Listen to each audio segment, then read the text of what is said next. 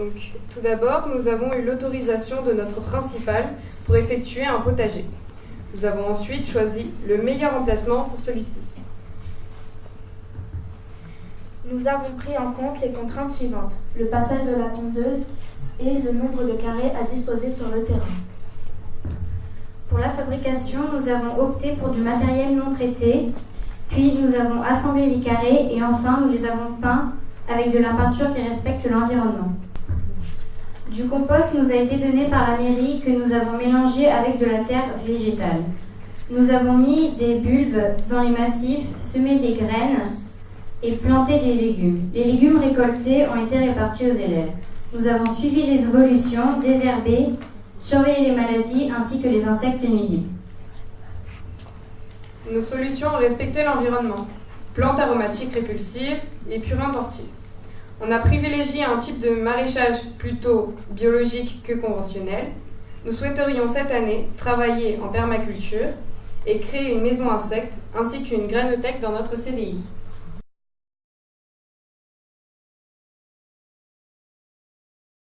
Bien, et on a constaté qu'on jetait beaucoup de papier, que ce soit ou l'administration, ou les profs, ou les élèves. Donc on a essayé de mettre en place une réflexion. On a mis des poubelles spéciales pour le papier, on avait des petits cartons exprès qu'on a mis dans chaque salle de classe pour récolter le papier, les brouillons avec les élèves. Ces papiers, on va toutes les semaines les stocker et on s'est rendu compte qu'en fait, on en avait beaucoup, ça faisait lourd. On a fait un partenariat avec l'usine Greenfield de Château-Thierry. Ce que ça a apporté au niveau des élèves, en fait, c'est que maintenant, ils réfléchissent différemment.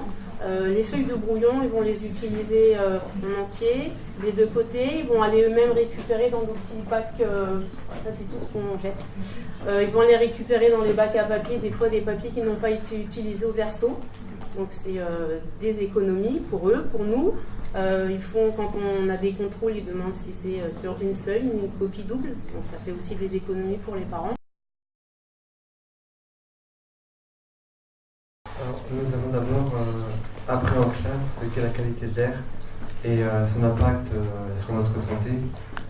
Nous avons ensuite fait des mesures sur la qualité de l'air dans la cour du lycée et sur le trajet gare-lycée, et avec des appareils prêtés par Air Paris. Nous avons également mené une étude de territoire sur la pollution atmosphérique sur les week-ends. Les mesures dans la cour du lycée ont été réalisées en continu sur un mois avec l'appareil d'Air Paris. Nous avons comparé nos résultats aux mesures d'Air Paris en Ile-de-France et constaté qu'à Cordoue.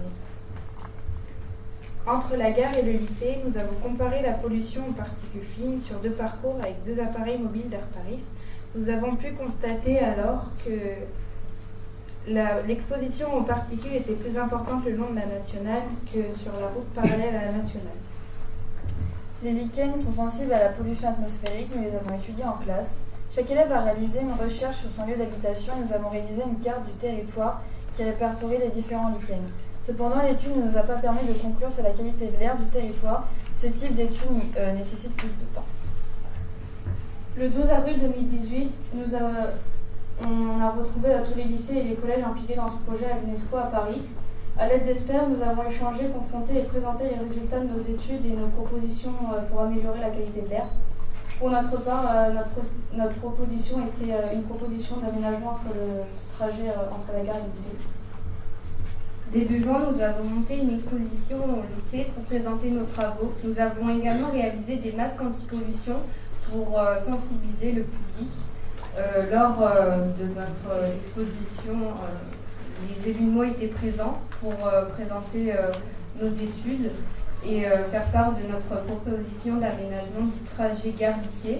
Air Paris, il était présent et il a tenu à faire une conférence pour informer les élus.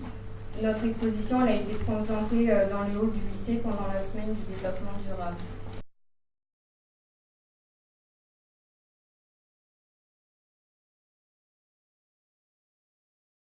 Nous avons établi en partenariat avec la communauté de communes l'Aisne et Mont-de-France une étude sur le gaspillage alimentaire et le tri des déchets dans notre collège, le collège Jean Desbarres de Wassery.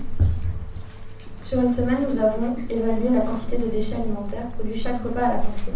Environ 500 élèves y déjeunent chaque jour et une dizaine d'élèves ont donc participé à la pesée quotidienne du pain, entrée, viande, légumes, fruits et laitages jetés chaque jour. Près de 220 kg de déchets ont été ainsi recueillis. Cela a permis l'analyse de la quantité de déchets, mais aussi de sensibiliser tous les élèves au gaspillage alimentaire. Une table de tri fournie par le département a été installée et permis de trier correctement nos déchets.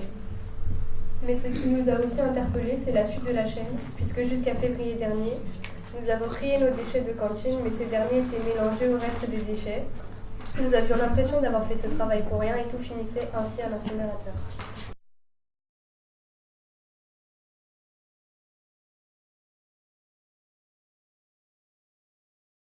Notre collège participe à de nombreuses actions comme le recyclage, la réduction des déchets, la semaine de la mobilité, la semaine du climat et autres. Tout a commencé il y a 3 ans, lorsqu'une classe de 6e a bénéficié d'une formation bien-être de l'Éducation nationale avec leur professeur de mathématiques.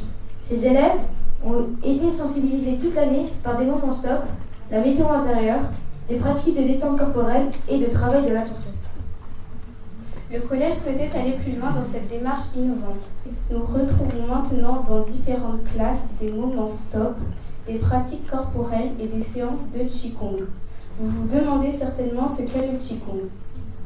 C'est un art chinois qui améliore les fonctions vitales, qui permet un meilleur contrôle du système nerveux, donc une meilleure gestion du stress.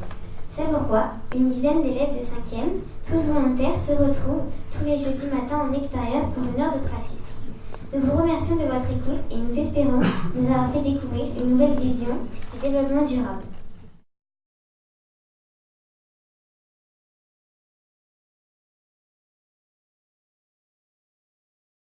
D'abord, on va vous parler de la construction des boîtes vertes, puis de la sensibilisation du recyclage par un usage numérique. Et pour finir, on va vous parler de la réalisation d'une affiche à coller sur ces boîtes vertes. Donc notre objectif par ces boîtes vertes a été de réduire les quantités de papier jeté dans les poubelles non recyclables, en installant des boîtes de tri dans toutes les salles de classe. Cela s'est donc fait par la fabrication de boîtes réalisées à partir de matériel déjà existant afin de lutter contre le gaspillage. Nous avons donc recyclé des cartons de ramettes de papier en les rhabillant, dans le but de créer les boîtes vertes. Celles-ci sont donc vidées périodiquement et leur contenu est donné à Veolia, notre partenaire, pour recycler ce contenu.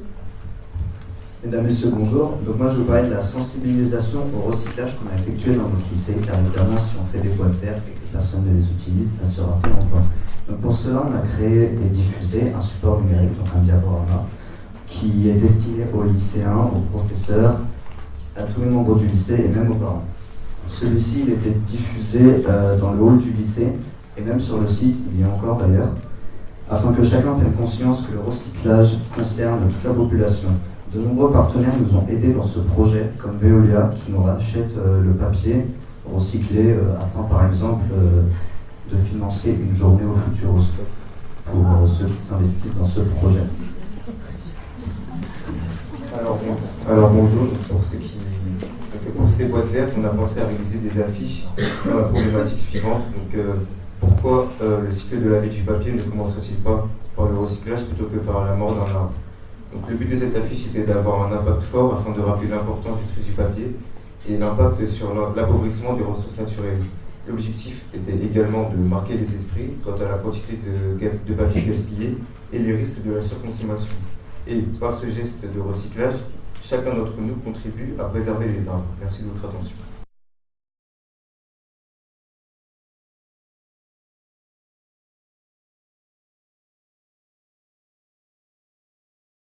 Nous avons un point de collecte de tri à l'entrée du collège dans lequel nous récupérons les stylos et autres objets d'écriture usagés, les piles et les batteries ainsi que les bouchons. Une fois que nous avons atteint 20 kg, les stylos et objets d'écriture sont envoyés à l'entreprise de recyclage TerraCycle qui reverse 1 centime d'euro par stylo recyclé à l'association Leptimec P2, qui est une association pour la recherche sur une maladie génétique qui touche principalement les enfants. Bonjour. En ce qui concerne les piles et les petites batteries, nous les collectons dans des cartons à l'entrée du collège. L'objectif est de remplir 3 cartons de 1 kg chacun. Une fois notre objectif atteint, nous les envoyons à l'éco-organisme Skrelect Battery Box qui se charge de les recycler. Parallèlement à cela, il finance un projet réalisé par Électriciens sans frontières qui a pour but d'apporter de l'électricité à 2 centres de santé au Congo-Brazzaville. Bonjour. Moi, je vais surtout vous parler des bouchons en plastique. Alors en fait, dans le hall du collège, on a une grosse boîte en bois fabriquée par les SICPA avec 5 grands compartiments, un pour les 6e, un pour les 5e, un pour les 4e, un pour les 3e et un pour les professeurs. Parce qu'en fait, pour motiver un maximum de gens, on a fait une compétition de ceux à la fin de l'année qui ont récolté le plus de bouchons.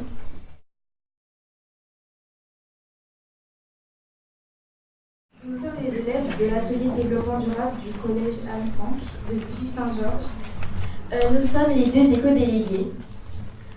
Parmi toutes les actions menées l'année dernière, tous les élèves de 4e ont travaillé sur un EPI mur végétal en SVT et en physique sous la forme d'un concours.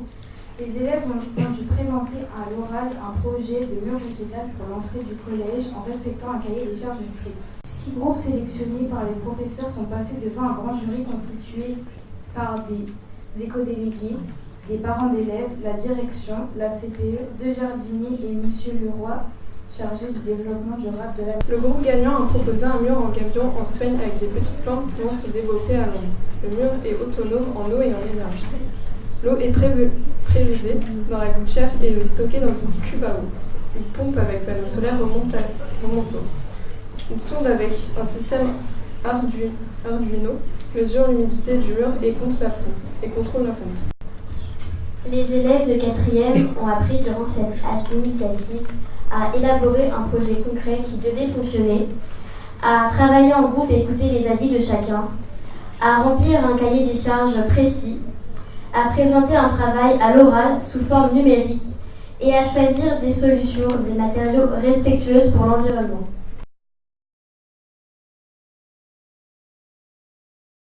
Notre professeur de PS nous a expliqué que nous allions être sensibilisés à la vie durable à travers une participation à un concours.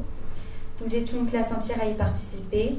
L'ensemble de nos professeurs se sont mobilisés pour nous aider à la réalisation de ce projet. Parfois, il y avait même jusqu'à 4 professeurs avec nous. 2 jours et demi ont été consacrés à la réalisation de la chanson et du clip vidéo. Nous nous sommes déplacés dans la ville de Bussy-Saint-Georges et nous avons réfléchi à des améliorations possibles pour notre ville écologique. Nous avons créé la pochette de notre disque en mettant en commun nos illustrations et nos idées. Avec notre professeur d'éducation physique et sportive, nous avons appris à danser une chorégraphie pour un film filmé. Nos professeurs d'anglais et français ont travaillé ensemble avec nous pour créer les paroles de notre chanson. Cette chanson est écrite en français et les refrains sont en anglais. Elle dénonce la pollution et le message que nous voulions faire passer est qu'il faut protéger notre environnement. Dans ce projet, nous avons mis en commun plusieurs matières. L'EMC, notre prof de MC, qui nous a tout d'abord un peu parlé de l'écologie en général. Du coup, français et anglais qui nous ont permis à regrouper plusieurs parties du coup, de la chanson. Avec l'EPS, nous avons créé du coup la chorégraphie. Et des recherches ont été faites au CDI avec la documentaliste.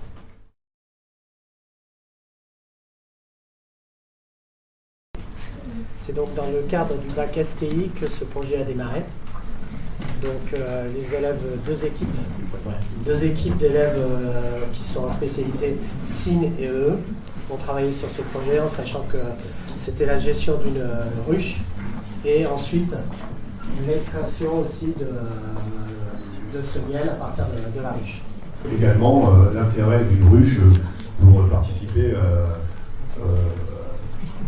la sauvegarde un peu des abeilles qui, comme vous le savez, sont menacées par diverses choses. À cause de la mondialisation, notamment l'arrivée dernièrement du frelon asiatique, qui s'est d'ailleurs énormément développé en Seine-et-Marne et qui était redoutable cet été, des parasites diverses, dérèglements climatiques, utilisation de pesticides et autres.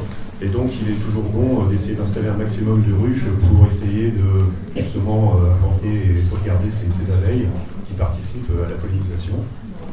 Voilà, on a pu aussi joindre l'utile à l'agréable, puisque cette année, les abeilles se sont très bien développées dans la ruche, et on a pu donc faire une première récolte. J'ai quelques photos en bas là. Voilà. Donc régulièrement également, nous allons visiter cette ruche. On a plusieurs équipements, ce qui permet aux gens qui sont intéressés, élèves comme professeurs ou collègues, de venir voir ce qui se passe dans la ruche, et je peux à ce moment-là expliquer la vie des abeilles.